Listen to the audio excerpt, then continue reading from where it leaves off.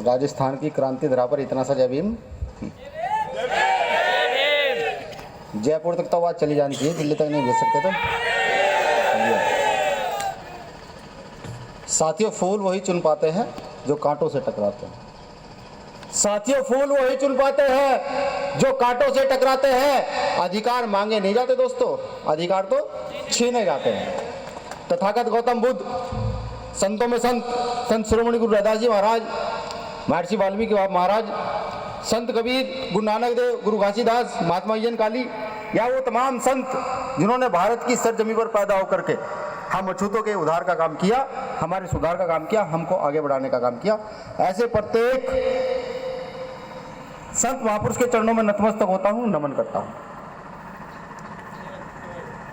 महात्मा ज्योतिबा फूले साहब, पेरियार साहब, बिरसा मुंडा साहब, डॉक्टर बाबा साहब अम्बेडकर, मान्यवर कांशीराम साहब, या वो तमाम महापुरुष जिन्होंने आज की सदी में पैदा होकर के मुझे कपड़े पहनने का अधिकार दिया, मेरी बहनों को मुंह खोले करके घूमने का अधिकार दिया, आज मेरी बहनों को अधिकार दिया बोलने का, या फिर ये कहूं भारत के अछूतों को एक ऐसा अधिकार दिया कि वो जाकर मंचों पर बोल सके, उन तमाम संत, उन तमाम महापुरुषों को सलूट करता हूं, नमन करता हूं, क्रांतिकारी जय भीम बोलता हूं। मैं नमन करता हूं प्रत्येक उस व्यक्ति को जो डॉक्टर बाबा साहब अम्बेडकर की विचारधारा में विश्वास रखता है। मैं नमन करता हूं प्रत्येक व्यक्ति को जो समानता में विश्वास रखता है।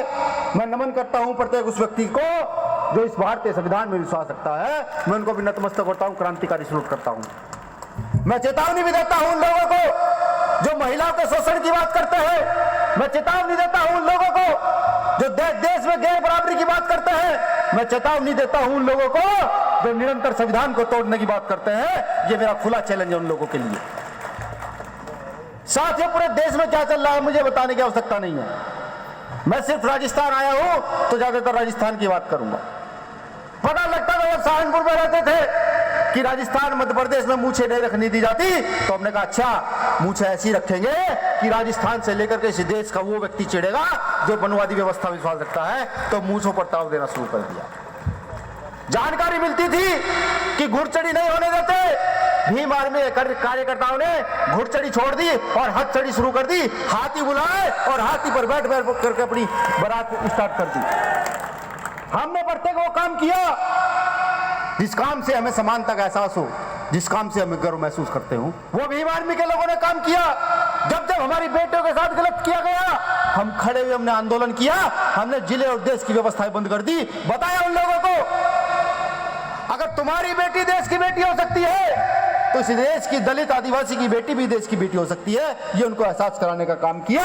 अभी देखा होगा आप लोगों ने हाथरस के अंदर बहन मनीषा वाल्मीकि का जब रेप हुआ तो उस घटना को पूरी ताकत से दबाया जा रहा था।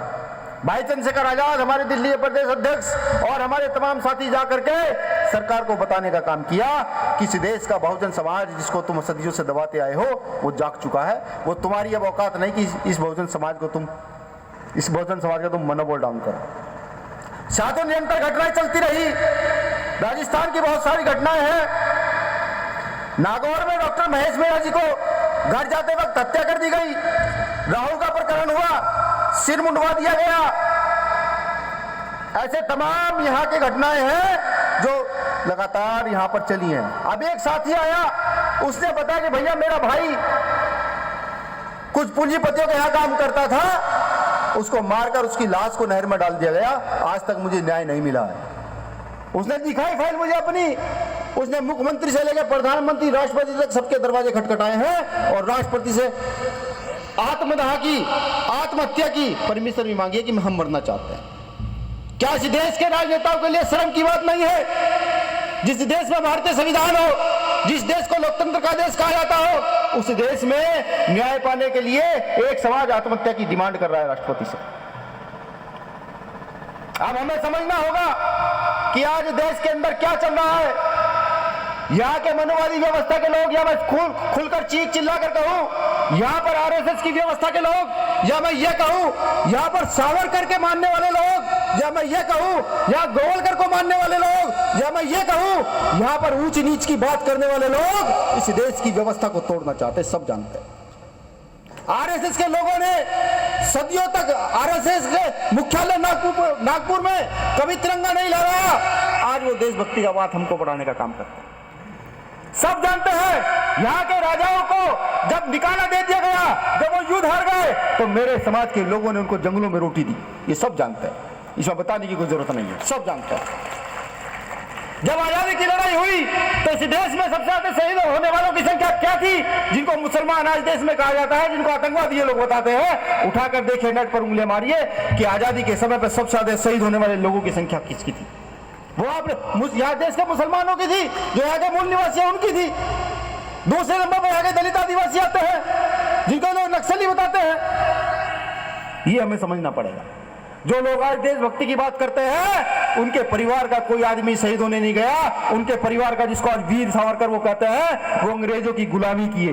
जब जेल चला गया, भगत सिंह लड़ रहा था, फांसी को कंधे को चूम रहा था, लेकिन सावरकर ने अंग्रेजों को चिट्ठी लिखी और कहा, मैं तुम्हारी गुलामी स्वीकार करता हूं, लेकिन तुम मुझे जेल से बाहर निकाल दो। जिनकी आइडियोलॉजी ये हो, वो समझिए देशभक्त कैसे हो सकते हैं। जब इन्होंने देखा कि 2 अप्रैल को भारत के बहुजन समाज के लोगों ने पूरा का पूरा देश बंद कर दिया है, उन्होंने सोचा कि बवाल रुकेगा नहीं। अगर कोई फैसला लेंगे तो बवाल रुकेगा नहीं। इन्होंने इस देश को प्राइवेटीकरण शुरू कर दिया। इन्होंने रेलवे प्राइवेट कर दिया, बीएसएनएल प्राइवेट कर दिया, एयरलाइंस प्राइवेट कर दी। ये यहाँ के जितनी सरकारी संस्थाएं हैं, उनको लगातार प्राइवेट किए जा रहे हैं। सीधा सीधा मतलब समझ लीजिए क्या है। मतलब ये है कि भारत का बहुजन समाज जो इतने से आरक्षण के बल पर निरंतर नौकरियां पाकर के, एजुकेशन लेकर के आगे की ओर बढ़ रहा है, उसको ये रोकने का काम कर रहे हैं। क्योंकि ये जानते हैं, ये हमारे खून की गर्मी जानते हैं। इनको पता है कि जब जब हम आगे की ओर बढ़े हैं, तो हमने इस देश में सम्राट अशोक और चंद्रगुप्त मौर्य का राज स्थापित किया है। ये लोग अच्छी तरीके से जानते हैं। अभी भी वही होगा। अगर यहाँ की सरकार है, ये कांग्रेस बीजेपी की सरकार ये समझती हो कि यहाँ के बहुजन समाज को रोक पाएंगे, तो मुझे लगता है कि अब रोक नहीं पाएंगे। क्योंकि भीम आर्मी विचारधारा डॉक्टर बाबा साहब अम्बेडकर की लेकर के चलती है, तो भीम आर्मी विचारधारा शहीद भगत सिंह और उधम सिंह की भी लेकर के चलती है। ये पूरा देश जानता है। इस देश में प्रत्येक बहन का हम सम्मान करते हैं, किसी जात, किसी धर्म, किसी वर्ग की क्यों ना हो। लेकिन उन लोगों को मैं बता दूं, जो लोग हमारे साथ गलत करते हैं, जो घोड़ी नहीं चढ़ने देते हैं, जो मूछे काट लेते हैं, जो हमारी बेटियों के साथ गलत करते हैं, कि हम कसाई के लिए कसाई है, ये अधिकार मुझे मेरा संविधान देता है कि अगर कोई मुझे मारने आ रहा हो तो अपनी जान बचाने के लिए मैं खुद से पहले उसको मार दूं। ये अधिकार भी मेरा संविधान मुझे दे रहा है।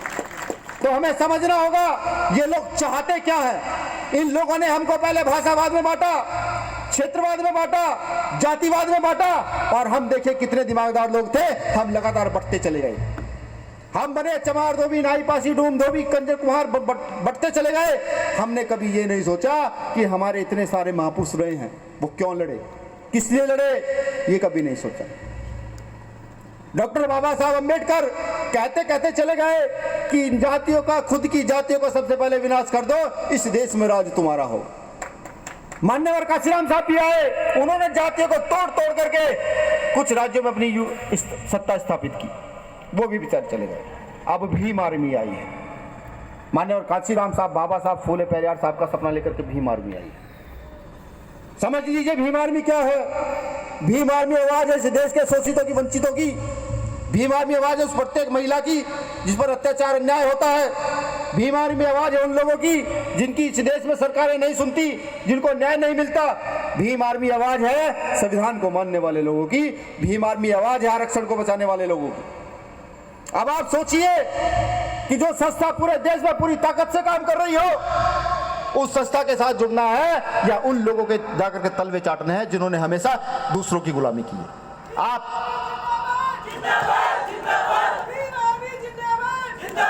समाज के होंगे बहुत सारे नेता, पार्लियामेंट के अंदर, विधानसभाओं के अंदर होंगे बहुत सारे पूंजीपति, वो मेरे किसी काम के नहीं। अगर मेरे समाज की आवाज वो लोग नहीं उठा सकते तो वो मेरे किसी काम के नहीं है। और मैं चेतावनी देता हूं ऐसे राजस्थान के नेताओं को भी, खुली चेतावनी देता हूं कि अब तुम हमें भाषावाद, क्षेत्रवाद में बांट नहीं पाओगे।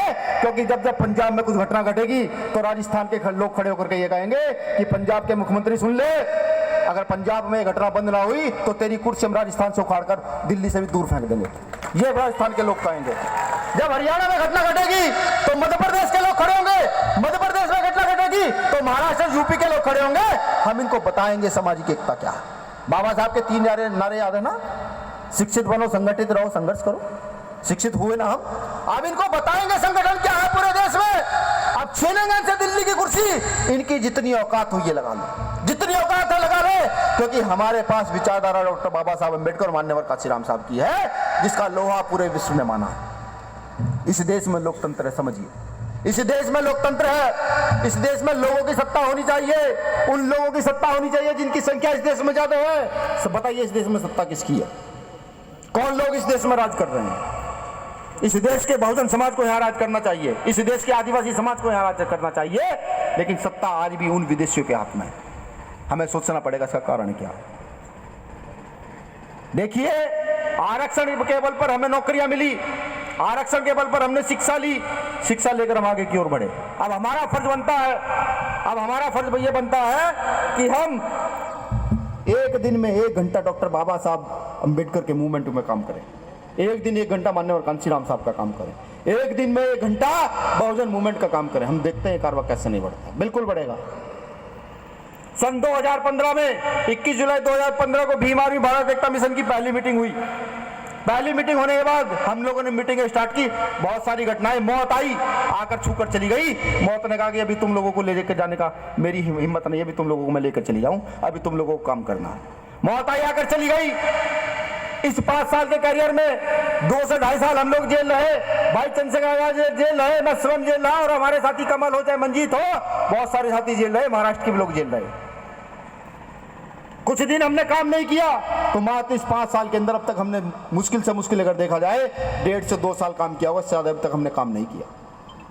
और जब बाबा साहब का, मान्यवर कांशीराम साहब का नाम लेकर के ये भीम आर्मी के लोग 1.5 से 2 साल के अंदर पूरे देश में झंडा गाड़ सकते हैं, और अगर 3 साल और समाज के लोगों ने साथ दे दिया तो समझिएगा क्या होगा इस देश के अंदर। 3 साल अगर साथ दिया तो इस देश की राजनीतिक सत्ता को परिवर्तित कर ही देंगे। इस देश में पूंजीपतियों का भी हाल वो कर देंगे कि इन लोगों को गरीबों की तरफ देखना पड़ेगा जाकर।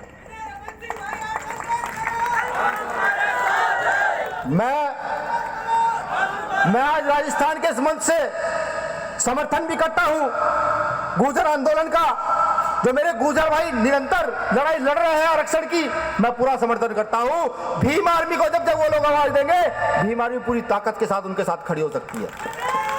जब भारत के अंदर 10% सोलह को आरक्षण दिया जा सकता है, तो इस देश में गुर्जरों को भी आरक्षण दिया जा सकता है, जिन्होंने इस देश की व्यवस्था में अपनी पूर्ण भागीदारी निभाई है।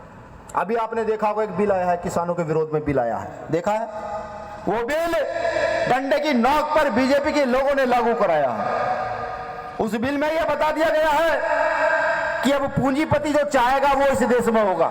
अगर वो तुम्हारी फसल 2 रुपए किलो खरीदना चाहेगा तो 2 रुपए किलो खरीदेगा, वो चाहेगा 200 रुपए किलो तुम्हारी फसल बिके तो वो बिक जाएगी। ये अभी बीजेपी के लोगों ने कर दिया है। इसमें नुकसान सबसे ज्यादा किसका हो रहा है? जिसके 1000-2000 एकड़ जमीन है उसका नुकसान हो रहा है? नहीं। जिसके पास 1 एकड़ जमीन है, जिसके पास 2 एकड़ जमीन है, जिसके पास 3 एकड़ जमीन है, वो बेचारा लुट गया।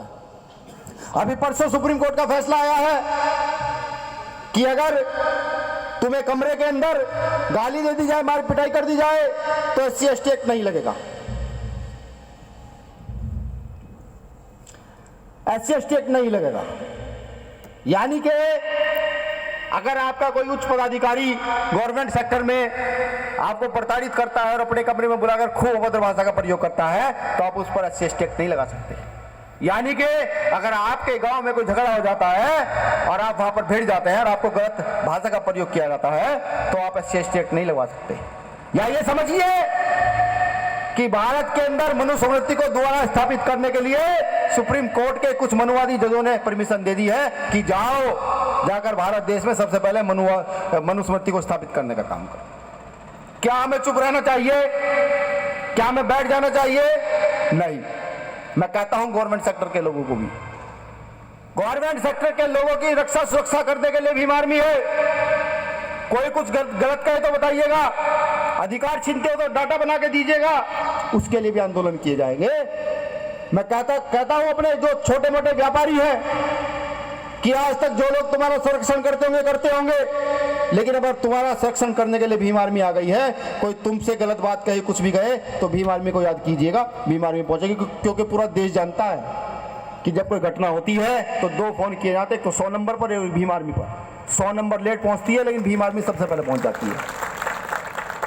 अगर अधिकार चाहते हो तो क्षेत्रवाद भूल करके, भाषावाद भूल करके सिर्फ एक बात याद रख लो कि हम अम्बेडकरवादी लोग हैं। और अगर ऐसा आप लोगों ने 5 साल के लिए कर दिया कि सिर्फ हम अम्बेडकरवादी लोग हैं, तो मैं कहता हूं कि हमें कोई इस पूरे विश्व में नहीं रोक पाएगा। देश को तो छोड़ दीजिए, नहीं रोक पाएगा। खुली चेतावनी है मेरी इस मंच से कि बहुत ही जल्द राजस्थान की सत्ता का बदलाव करेंगे। यह भीम आर्मी राजस्थान की सत्ता का बदलाव करेगी। ये नहीं खेलने देगी कि गेंद कभी इस पाले में और कभी उस पाले में, अब ये खेलने नहीं देगी।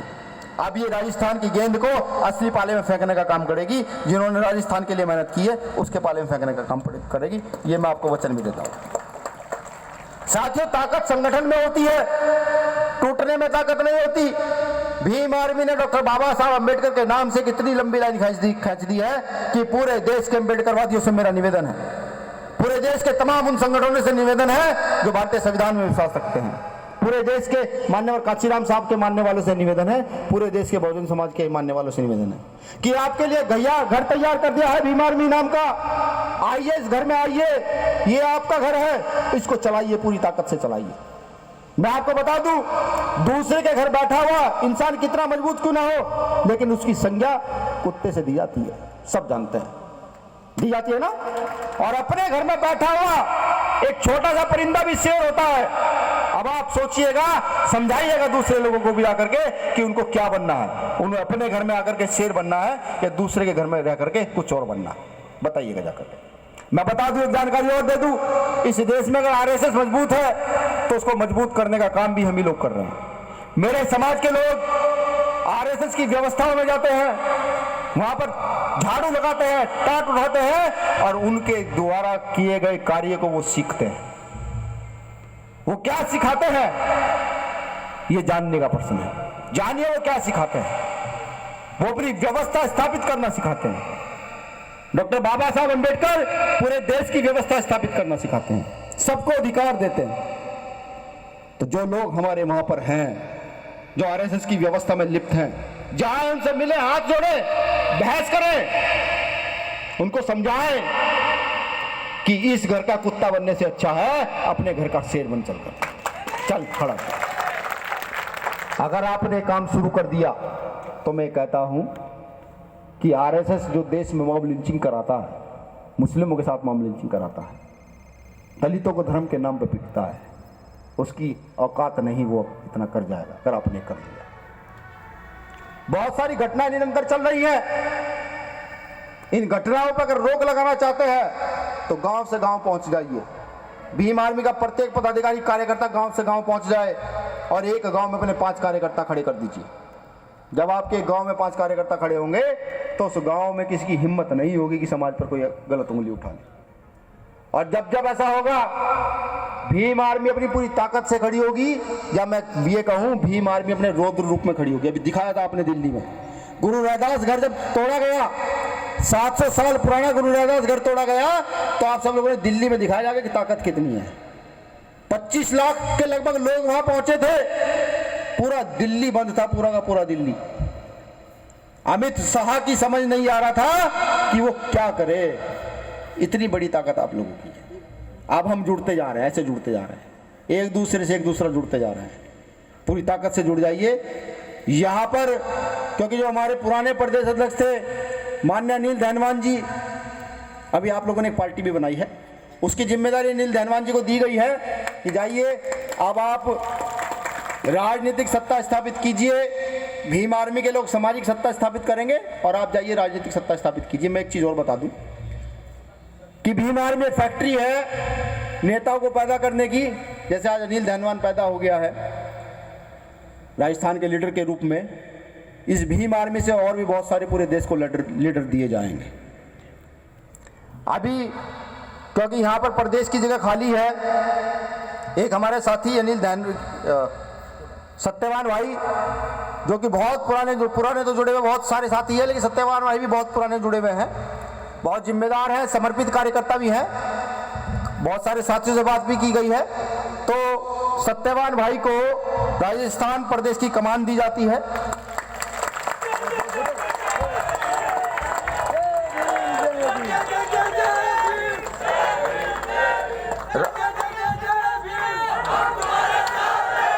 तो जाओ, अभी तो जोश आ रहा है, अब सुनानी शुरू करूंगा तो फिर सब ढीले बैठ जाओगे। सत्यवान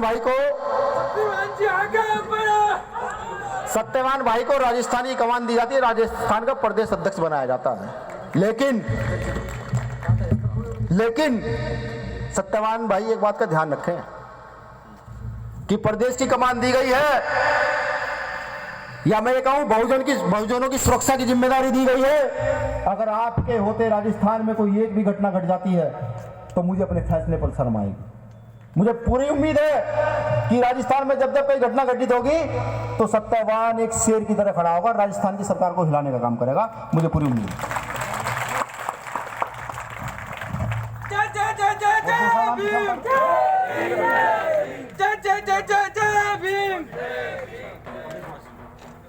प्रदेश महासचिव की जगह खाली हुई है। मैं दो चीजें और पहले बता दूं कि अब राजस्थान में जितने संभाग हैं अगले 2 से 3 महीने के अंदर मेरा हर संभाग में दौरा हो जाएगा, क्योंकि मेरी अपनी जो काम करने का तरीका है, मैं सोचता हूँ कि मैं अपने प्रत्येक कार्यकर्ता से एक बार रूबरू जरूर हो जाऊं, जो मुझे वहां की समस्याएं पता लग जाए। हो सकता है कल ये गलत हो जाए या फिर कल अनिल भाई गलत हो जाए, तो मैं उसके लिए प्रत्येक जगह जाऊंगा, सब लोगों से मिलूंगा।